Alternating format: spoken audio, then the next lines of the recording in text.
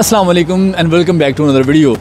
मेरे पीछे ना आप देख रहे हो एक प्रोटेस्ट हो रहा है, बहुत सारे लोग हैं। वैसे तो ऑफिशियली ये प्रोटेस्ट ख़त्म हो गया है, तकरीबन 3:30 बजे ख़त्म होना था, तो मुझे अब हो गए हैं 4:15 हो गए जब मैं यहाँ पहुँचा हूँ। तो प्रोटेस्ट ख़त्म हो चुका है, लेकिन अभी भी बहुत सारी तादाद वहाँ पे है पीछे ना। सवाल ये है, ये प्रोटेस्ट यहाँ पे क्यों हो रहा है, इतने सारे लोग क्यों जमा हैं? और जर्मनी में हर बड़े शहर, छोटे शहर, हर जगह पे ये प्रोटेस्ट हो रहे हैं। उसका मुख्तसर जवाब ये है कि जिस तरह मैं पाकिस्तान से हूँ और जर्मनी में काफ़ी सालों से यहाँ पे रह रहा हूँ, इस तरह दुनिया भर से बहुत सारी कंट्री से जर्मनी में लोग रहते हैं। ऑलमोस्ट लाइक कहते हैं जी कि एक अंदाजे के मुताबिक तकरीबन 190 ममालिक के लोग यहाँ जर्मनी में रहते हैं। मुख्तलिफ सिटी में, वो चाहे स्टूडेंट्स की शक्ल में हो, चाहे वो जॉब करते हो, किसी भी प्रोफेशन से बिलोंग करते हो, वो किसी न किसी स्टेज पर जर्मनी में माइग्रेट करके आए हैं। यहाँ पे एक पॉलिटिकल पार्टी है, उसने रिसेंटली एक बयान जारी दिया। तो उन्होंने कहा जी कि जर्मनी से हम लोग जितने भी फॉरेनर्स हैं उनको बाहर निकाल देंगे जब हम पावर में आएंगे।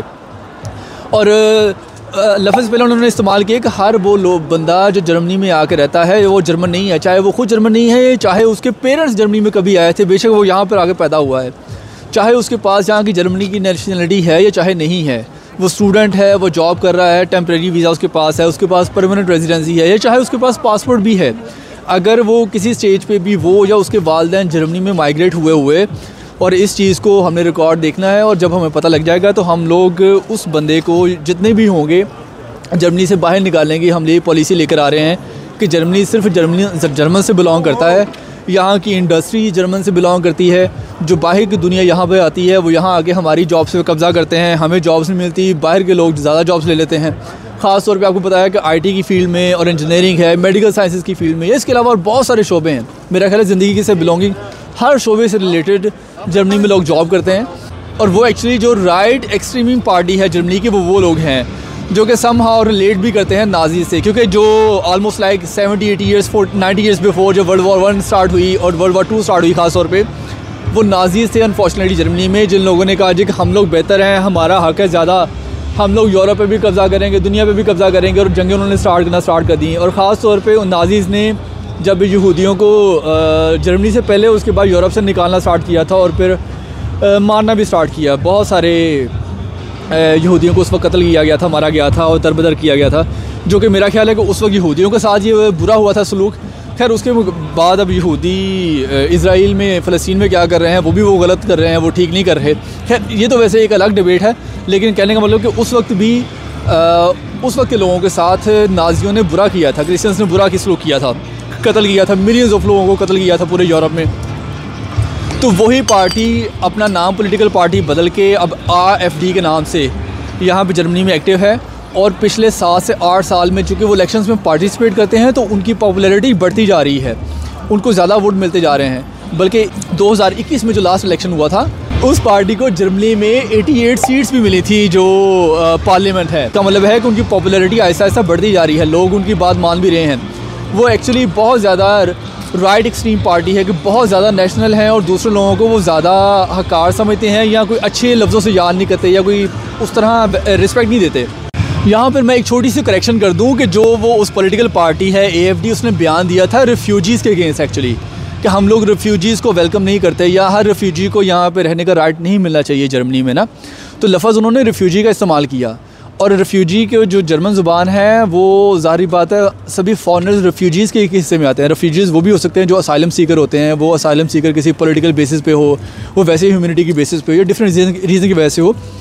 तो ये बात सभी को पता है कि वो लफ्ज़ रिफ्यूजीज़ का इस्तेमाल करते हैं, लेकिन एट दी एंड उनकी जो मैंटेलिटी है वो सभी फॉरेनर्स की या मेजॉरिटी फॉरेनर्स के ख़िलाफ़ है कि जी कि फॉरेनर्स ख़ास तौर पे वो लोग मुस्लिम्स के ख़िलाफ़ हैं। मुस्लिम किसी भी दुनिया के हिस्से से बिलोंग करते हों, वो लोग ख़ास तौर पे मुस्लिम को उस तरह अच्छा नहीं समझते जिस तरह 100 साल पहले वो लोग यहूदियों के ख़िलाफ़ थे, उस वक्त आज वो मुस्लिम्स के ख़िलाफ़ हैं। तो ये एक करेक्शन थी जो मुझे लगा कि शायद करनी चाहिए मुझे।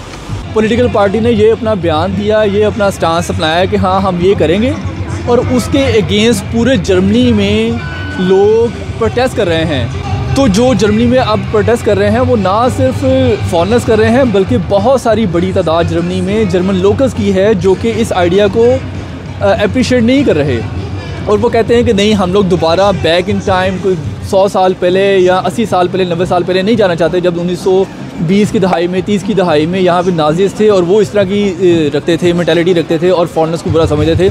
तो ये गलत बात है, हम इस तरह नहीं करें। तो ये वैसे अप्रिशिएट करने वाली बात है कि जितने नंबर ऑफ़ लोग यहाँ पे जर्मन्स हैं वो साथ आए हैं, सोशल कम्युनिटी यहाँ पर आई है।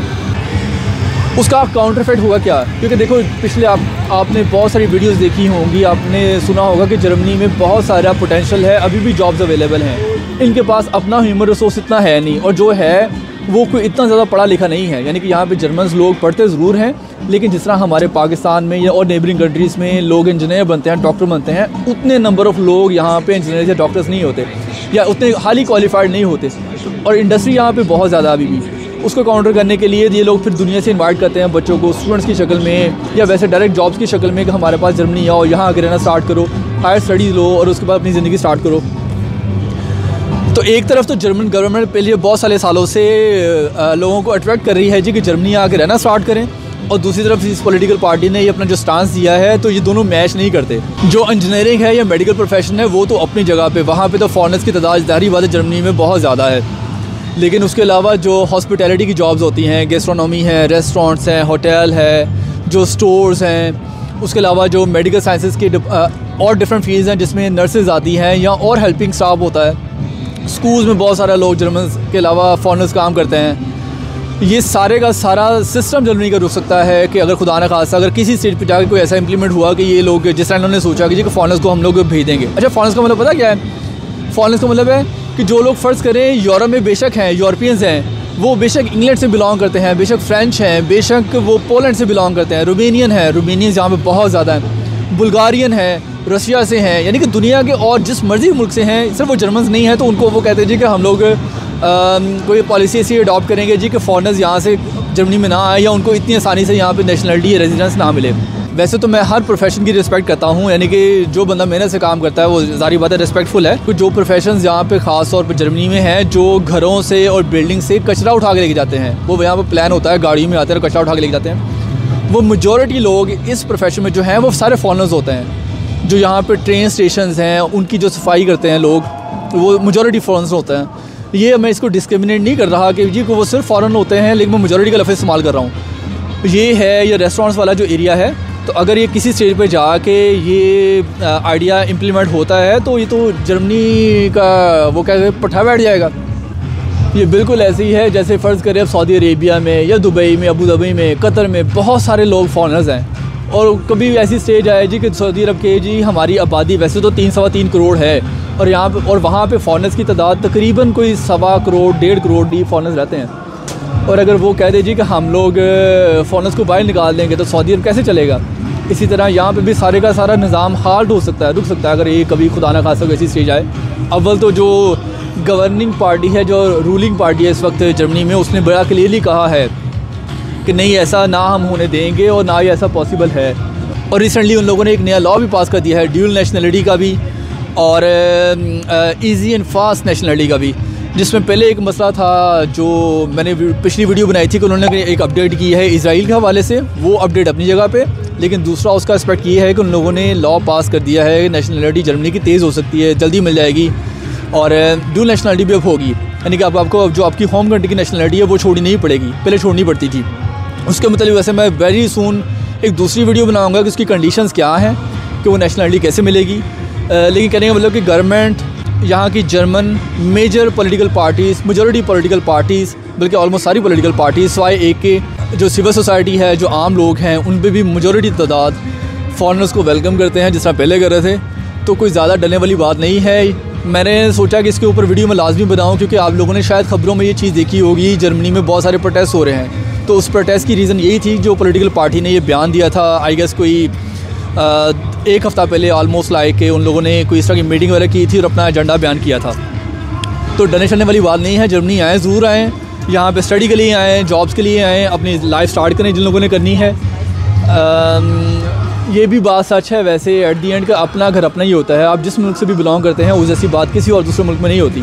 लेकिन ये एक दूसरा टॉपिक है, डिबेट है, इसके ऊपर मैं इंशाल्लाह very soon again also openly बात करूँगा कि ऐसा मैं क्यों कह रहा हूँ।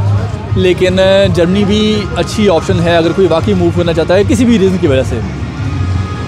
ये था मेरा वीडियो बनाने का मकसद। मैंने बहुत ज़्यादा बात की है, बहुत ज़्यादा बोला है, थोड़ा ऊंचा बोलने की कोशिश की है क्योंकि मेरे पीछे अभी भी लोग हैं और उन लोगों ने पूरा म्यूज़िक चलाया हुआ है ऊंची आवाज़ में। हालांकि मेरा ख्याल है ऑलमोस्ट लाइक 95% लोग यहाँ से चले गए हैं। जब मैं यहाँ पर आया था तो मेरा ख्याल है सिर्फ कोई 2-3 हज़ार लोग थे, शायद उससे ज़्यादा नहीं थे। लेकिन लोगों से मेरी बात हुई जब ये इवेंट स्टार्ट हुआ था दोपहर को 3 बजे, तो यहाँ पे कहते हैं जी कोई 10-15 हज़ार लोग थे। और ओवरऑल पूरे जर्मनी में इस बहुत ज़्यादा बड़े बड़े प्रोटेस्ट हुए हैं, यानी कि 50 हज़ार या उससे भी ज़्यादा आवाम तादाद एक इवेंट में शामिल हुई है, बताने के लिए जी कि नहीं हम लोग मल्टी कल्चरल हैं और हम मल्टी कल्चर रहना चाहते हैं। आज इस वीडियो से इतना ही। दोबारा वेरी सून आपसे नई वीडियो में नई टॉपिक पे या नई इन्फॉर्मेशन के साथ मुलाकात होगी। टिल देन टेक केयर, अल्लाह हाफिज़। इसे फिक्र थी कि मैं अभी नया आया हूँ दुबई से, तो मुझे ना कहीं बाहर भेज ना दे। मुझे तो पता ही नहीं है कि वो क्या रहा है। पूछा था कि क्या कह रहे हैं, वो मजाक कर रहा।